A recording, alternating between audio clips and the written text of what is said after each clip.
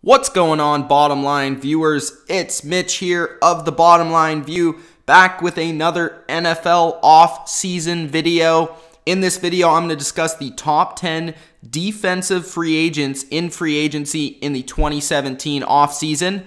If you have not already checked out my top 10 offensive free agents, the link will be in the description and the comment section, so you guys can check that out as well. But this video is going to be all about the defensive side of the ball, my top 10 defensive free agents for 2017 and where they will land. Of course, just like my offensive video, I'll give each guy 3 fits around the NFL that is not already the team that they played for last season. I'll discuss whether they'll resign or move on to a different team, and I'll also discuss which teams and why those teams for the 3 fits. So I didn't just choose any 3 random teams. I chose 3 teams for each player for a purpose, and I will describe that to you as well. Starting at number 10, I'm starting with Trumaine Johnson. Tremaine Johnson is an underrated cornerback for the LA Rams. He played last season for LA, had 57 tackles, 1 interception, and 11 pass deflections. The cool thing about Trumaine Johnson's game is that he's big. He's about 6'2". He's a very physical corner, and he wasn't really utilized the best in LA, so I think that somewhere else would really make him become one of the more premier corners in the league. I already think that he's a good corner, but if he goes somewhere with maybe a better scheme, better coaching, or maybe better utilizing his assets in his game, you could see Trumaine Johnson take that next step into stardom at the cornerback position. I think he's a very good player, and there are a number of teams that are looking for a number 1 cornerback. The Green Bay Packers, the Indianapolis Colts, and the Oakland Raiders are 3 teams that really stick out to me in terms of teams that would want Trumaine Johnson. Now, Green Bay, of course, is a team that has suffered through many injuries and losses over the course of the last couple of seasons. They lost Casey Hayward, who had an excellent season with the San Diego Chargers. They just released Sam Shield, who was really their number 1 corner for the last 4 or 5 years. They have a lot of younger guys like Gunter out there, but not a lot of guys with a ton of talent. So I think Green Bay, even though they're a team that doesn't usually spend a lot of money in free agency, would take a look at a cornerback, specifically Trumaine Johnson, with his size and ability in zone coverage. Then we go to Indianapolis. Indianapolis is a team that only really has Vontae Davis. They traded big time for Vontae Davis a few years back, and he's rewarded them with some very solid seasons as a number 1 cornerback in the NFL. But besides Vontae Davis, they've never really had another corner, so it's easy to just avoid Vontae Davis all game and go somewhere else. That being said, Vontae Davis is kind of getting a little bit older, and they'd also be looking for a guy to play complementary to him on the opposite side to give them 2 man-to-man guys on the outside for their cornerback position. So Indianapolis could be very realistic.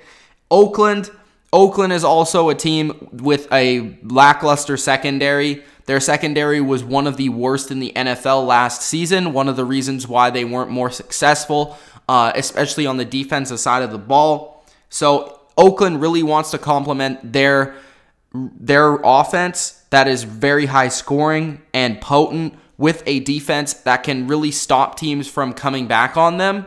So that being said, I think that a corner would do them justice and would really help their team going forward. So all of these teams, I think, would be in the market for Trumaine Johnson. The most realistic fit for me is in Green Bay, where I think they still realize that there is a window open for them to win. They made it to the NFC Championship. Aaron Rodgers is still there, and as long as you have number 12, you will be in contention to win a Super Bowl. So they realized cornerback was a huge weakness, specifically their secondary as a whole, and Trumaine Johnson could really add something, not only his ability, but his size to that secondary. So I'm going to put Trumaine Johnson in Green Bay. At number 9, I'm going with Nick Perry. Nick Perry was a linebacker for the Green Bay Packers, actually. And with Green Bay, the reason why they maybe be able to afford a Trumaine Johnson is because they might have to let go of Nick Perry. I think Nick Perry is a guy who just had his career high in sacks, 11 sacks on the season, and I think he is going to really want more money than Green Bay will be able to dish out. So that being said, I don't think he'll re-sign with Green Bay. I think Nick Perry will move on to a team that needs a pass rusher. The teams that need pass rushers look like this: Indianapolis, Buffalo, Dallas. Those are three of the teams that fit with Nick Perry and his scheme. Now, Buffalo is an interesting one because Buffalo is now transferring their scheme. They've been back and forth with a 3-4 and a 4-3 over the course of the last few seasons. It seems like they're going to go back to a 4-3 because Sean McDermott is now their defensive coordinator. Nick Perry is typically a 3-4 outside linebacker or pass rusher, but I think Nick Perry is mostly just a pass rusher. He's a very good one, but he doesn't play regular on first and second down. He's more of a third down guy and more of a passing situation guy. So that being said, I think any team really across the league could utilize Nick Perry's skill sets. So I don't really think scheme with Nick Perry is a big deal because I think he's also big enough to play D-end in a 4-3, and he's mobile enough to play 3-4 outside linebacker. So I think Nick Perry could go to Buffalo where they're trying to get some pass rushers. I mean, Jerry Hughes, and they don't really have anybody that's sticking out. Since Mario Williams really fell off and then they got rid of him, they really haven't had a great pass rusher in Buffalo. So Nick Perry could go there. Indianapolis is a team, again, just a team that doesn't have a pass rusher. They really have old man Robert Mathis, but they don't really have much else. The good thing about Indianapolis is that they do play a 3-4 defense, so he would be able to stick in at the outside linebacker position there where he's used to that. And in Dallas, they do play a 4-3, but Dallas, as we saw over the course of the season and really against the Packers in the playoffs, they didn't have a go-to pass rusher to get after the quarterback. So Nick Perry, if Dallas is willing to be expensive, could go to Dallas as well. The logical one to me is Indianapolis. I think it's a good scheme fit. I think Indy is looking for a younger pass rusher. They do have the cap to do so.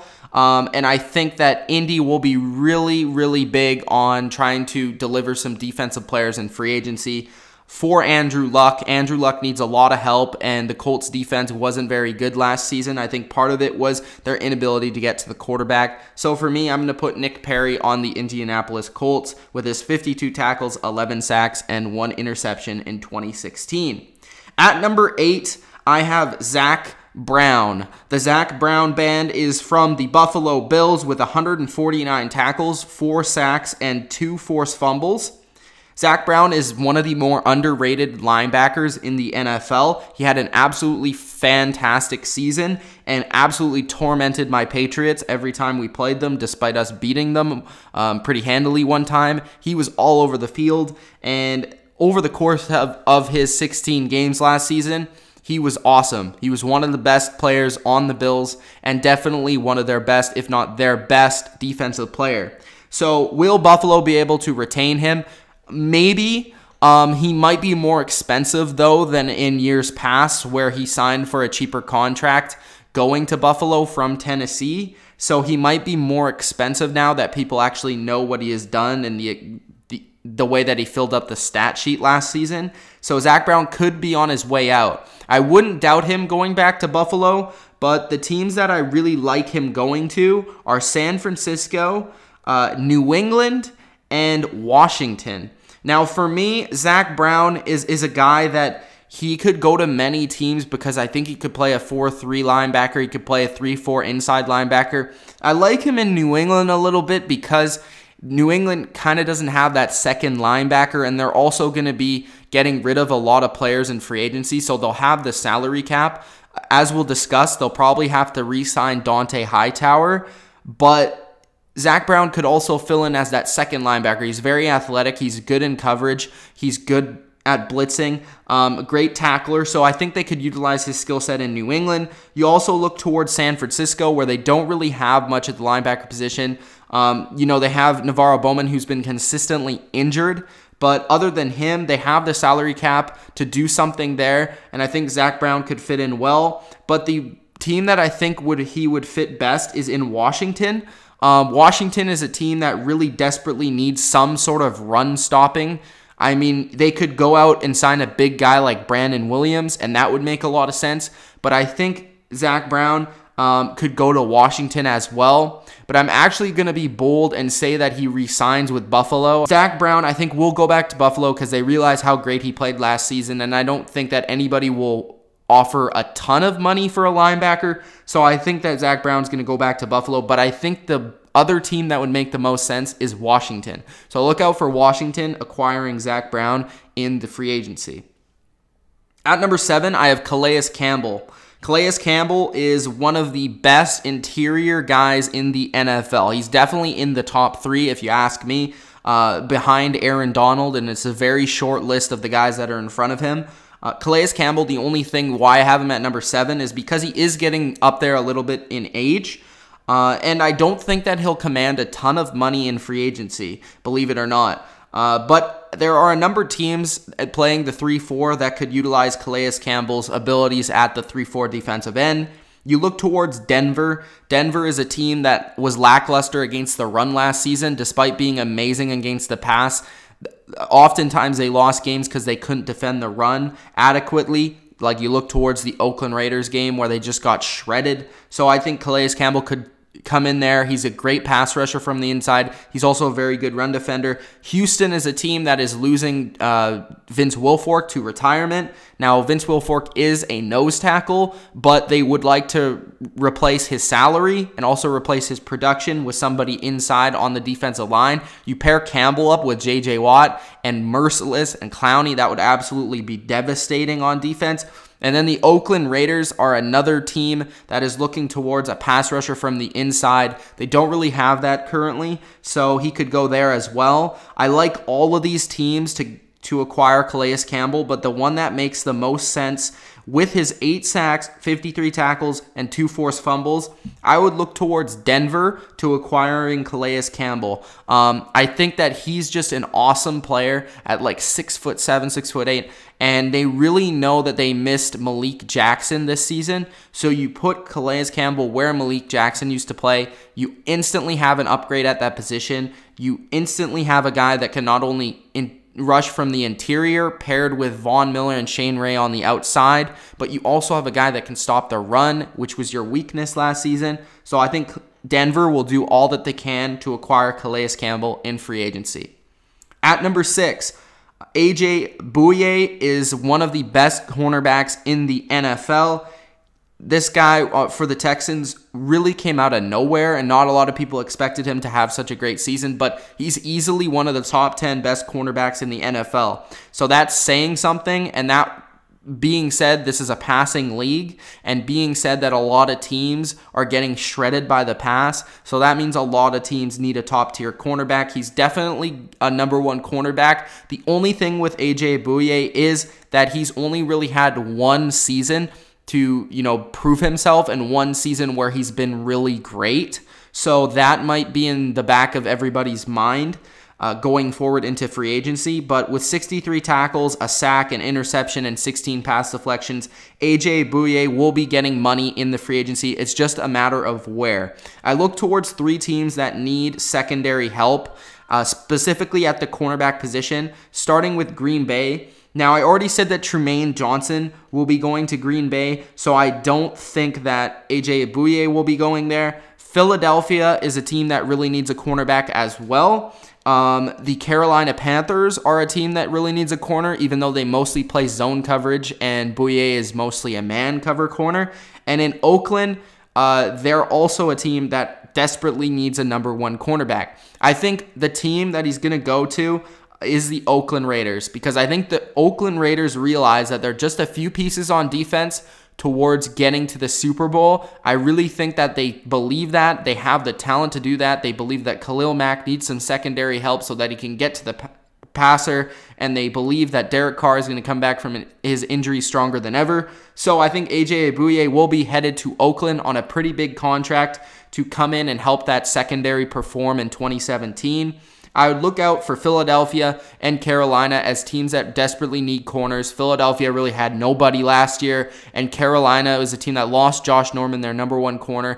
Sure, James Bradberry played good for them as a rookie, but they need a #1 guy as well. Green Bay, if they don't sign Trumaine Johnson, could be in the market as well, but I'm going to go A.J. Bouye to Oakland. At number 5, I have Melvin Ingram. Melvin Ingram is a guy with 60 tackles, 8 sacks, 5 pass deflections, and 4 forced fumbles. Melvin Ingram is one of the better pass rushers at the 3-4 outside linebacker position, but I think he has the versatility to play in a 4-3. It just depends where he ends up, and it depends who's scouting him and really trying to sign him. So we'll see what the market is for Melvin Ingram, but I think he has a lot of versatility in his game, and he's also a relatively young player, which is why he places higher on this list.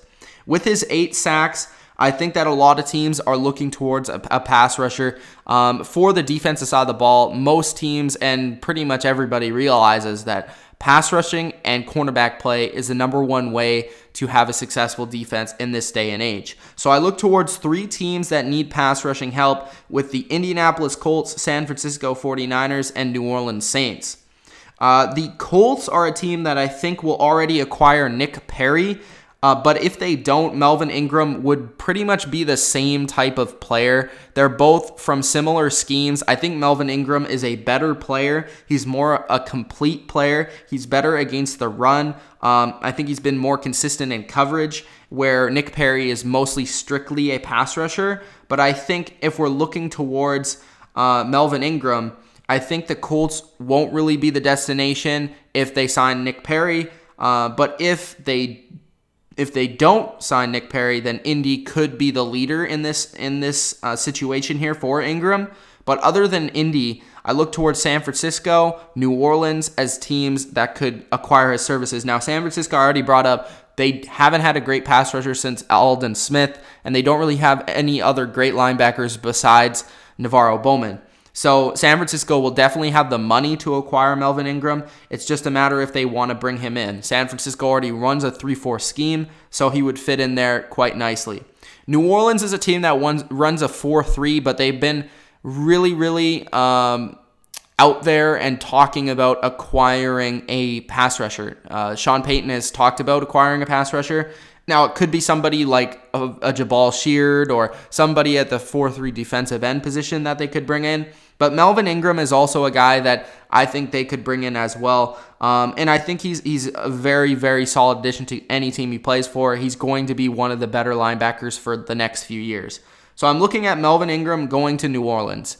I like that New Orleans has been very out there and talking about and discussing that Melvin Ingram is going, or that New Orleans is going to acquire a pass rusher. It's just a matter of who. So I think Melvin Ingram would be that splash that would really help their entire defense from front to back. So I think Melvin Ingram will be going to New Orleans. At number 4, I have Quan Short. Quan Short is a guy that is still a little bit underrated. I mean, sure, the Panthers weren't very good this season, but he was probably their best defensive player. He had 6 sacks, forced fumble, 55 tackles, and he's one of the better 4-3 defensive tackles in the NFL. Quan Short could be acquired by a number of teams because he's one of the better guys at his position. I do think that he'll re-sign with Carolina. I think Carolina loves the 4-3 defensive tackle. They love that defensive tackle position. You can just tell by the number that they draft at that position and how high they draft them. So it's very crucial to their scheme. So I think Carolina will throw a lot of money at him, and I think Short will be fine with re-signing with Carolina. But if he doesn't re-sign with Carolina, I'll give you 3 teams that could potentially be in the market for Quan Short. The first one is Dallas. I look at Dallas as a team, again, that needs a pass rusher. Their pass rush from the inside last season wasn't that bad. It was actually pretty good. But I think Quan Short is a player that Dallas would be willing to pay for. Seattle is another team that they try and move Michael Bennett around a lot and put him in the inside. But imagine Michael Bennett, Cliff Averill, and Quan Short on the same defensive line. That would be pretty fantastic. And Oakland, again, is a team that is in the market for a pass rusher. It doesn't really matter where or who it is, but I think Oakland is going to be trying to get somebody at that pass rushing position. Now, I already said that Oakland would get A.J. Bouye, which might cost them a lot of money. So I'm going to shy away from Oakland. Dallas and Seattle would be very solid fits scheme-wise, but I'm going to say that he resigns with Carolina in 2017. At number 3, I have Chandler Jones. Now, as a Patriots fan, I know all about Chandler Jones. Chandler Jones is going to be an Arizona Cardinal. I don't really think there's much to, really say about him. I think he's an awesome player. He's a very good pass rusher. He can at times disappear, but he is a 10-sack guy. I mean, there are guys that get 10 sacks, and then there are 10 sack guys. And 10-sack guys are Chandler Jones. Chandler Jones has consistently been a 10-sack guy. He got 11 sacks this year, forced 4 forced fumbles, 49 tackles. I did doubt his ability to play more of a stand-up role on the defense, but I think he's acquired that well. He's learned this scheme well, and I think Arizona likes what they got from him. So I think Chandler Jones will go back to Arizona. Now, if he didn't go back to Arizona, I think 3 teams that would try and get him, again, are the 49ers, the Detroit Lions, and the Dallas Cowboys. Now, the Detroit Lions are the interesting one, and I'll bring them up because I've already brought up Dallas. I've already brought up the 49ers in terms of needing pass rushers. But Detroit needs a pass rusher. I mean, Ansah was really inconsistent and injured last season, and he just wasn't what they needed from that position. And Chandler Jones could easily step in back as a 4-3 defensive end like he was in New England. I also think that they have Bob Quinn, who is an old GM from the Patriots, who was partly responsible for drafting Chandler Jones. So if Chandler Jones were to go anywhere, Detroit would be an interesting situation there. But I think Chandler Jones ultimately will be back in Arizona. He likes to play there. They like to have him, and they traded for him for a reason. So Chandler Jones will be back in Arizona in 2017. At number 2, I have his former teammate, Dante Hightower. Dante Hightower is a free agent in 2017. He had 65 tackles, 2.5 sacks, 2 pass deflections, 1 safety, and 1 forced fumble. So he pretty much filled up the stat sheet. The thing that I really love about Dante Hightower is that he's one of the best, if not the best, middle linebacker at pass rushing. He's one of the best blitzers and pass rushers. As we saw with the Matt Ryan strip sack, Dante Hightower doesn't just play inside. He can play outside. He can even play end. He's very big and fast for a linebacker, in the middle linebacker in today's day and age. He's a very big player, but he can do so many things, and he's also a leader for the Patriots. Now, I think Dante Hightower will be back with the Patriots. I don't really have too much concern about that, but if there are 3 other teams that I think Dante Hightower could go to, it would be the San Francisco 49ers, the Oakland Raiders, and the Indianapolis Colts. I can't keep bringing these teams up, but San Francisco could use him in a number of ways. He fits the 3-4 scheme. He could play outside, he could play inside, and they could utilize his skill set very well there. Oakland, another team that plays more of a 3-4, team him up in the middle. They don't really have a great middle linebacker. Team him up with Khalil Mack on the outside would be an awesome combination. You could also send him and, do different blitzes and have him as a rusher at times and have Hightower and Mack on opposite sides rushing. You could also have him in Indianapolis, where they might try and get him because they've kind of been lackluster against the run over the past few seasons, as we've seen, and he's a great run defender, but also, again, adds something of value as a pass rusher. So for me, I think all those teams could acquire Dante Hightower, but I'm going to say that he goes back to New England, where I think he would really love to be. Back there trying to win a 3rd Super Bowl. And I think that Bill Belichick, this is his type of player, and he really values Dante Hightower. So I think Dante Hightower will be back in New England. At number 1, of course, is Eric Berry. Eric Berry in 2016 had 77 tackles, 9 pass deflections, 4 interceptions, and 2 touchdowns. Eric Berry is one of the better safeties, if not the best safety in the NFL. He has a number of fits across the league. Now, it's going to be very interesting to see if he resigns with Kansas City.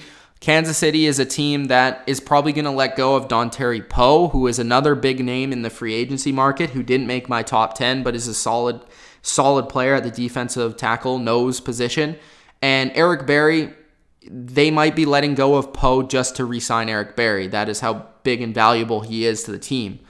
So I think Eric Berry is obviously valued not only on the team, but as a leader and in the community. It's very hard to see Eric Berry with such a high draft pick for them. Their heart and soul with all the things that he's gone through. Their true leader on the team. It would be really hard to see Eric Berry go anywhere but Kansas City and re-sign in Kansas City. But if he doesn't re-sign in Kansas City, which is plausible, like it can happen, 3 other teams that could fit Eric Berry are Tennessee, Oakland, and Carolina. Now, I've brought up Oakland numerous times, but I think that they'll sign A.J. Bouye in the free agency. So I think that will take them out of the market for Eric Berry. But if not, Eric Berry could easily play beside one of their younger players and really have a great tandem at the safety position, and that would maybe mask some of their deficiencies at cornerback.